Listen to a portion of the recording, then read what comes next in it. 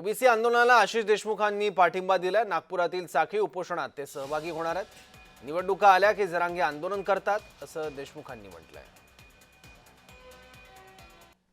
आपल्यासोबत भाजप नेते ओबीसी नेते आशिष देशमुख आहेत। सर, भाऊ काय सांगाल, एकंदरीत जे बघितलं असेल तर मनोज जरांगे आक्रमक झालेले आहेत। मुंबईच्या दिशेने जर बघितलं असेल तर संपूर्ण मराठा बांधवांनी कूच केलेला आहे। जिथपर्यंत मागण्या पूर्ण होणार नाही तिथपर्यंत मी ठाम बसणार। आपण ओबीसी नेते म्हणून कसं बघता याकडे?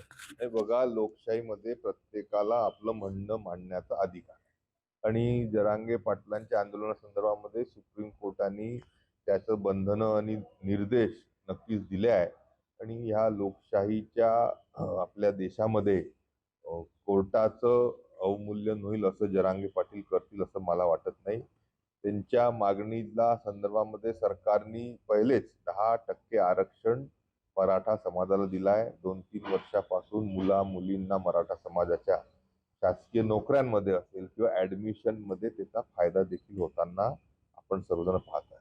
अशा सर्व परिस्थितीमध्ये त्यांचा जो आग्रह आहे की ओबीसी मधूनच मराठा समाजाला आरक्षण द्यावं, हे दोनही समाजाच्या हिताचं नक्कीच नाही।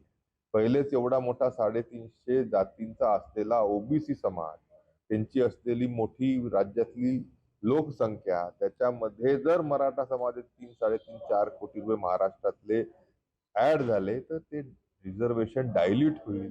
दोन्ही समाजाला त्याचा फायदा होणार नाही। ही जी वास्तविकता आहे ती समजून घेण्याची गरज मनोज जरांगे पाटलांना आहे आणि माझ्यासारखा सामान्य कार्यकर्ता सामाजिक आणि राजकीय जीवनामध्ये वावरत असताना असं लक्षात येतं की जेव्हा कोणत्या निवडणुका येतात तेव्हा मनोज जरांगे पाटील आंदोलनाच्या भूमिकेत। ते होते आपल्यासोबत भाजप नेते ओबीसी नेते आशिष देशमुख, ज्यांनी राष्ट्रीय ओबीसी महासंघाच्या उद्यापासून होणाऱ्या साखळी उपोषणाला जे आहे ते पाठिंबा दिलेला आहे। तेजस मोहतुरे, जय महाराष्ट्र न्यूज, नागपूर।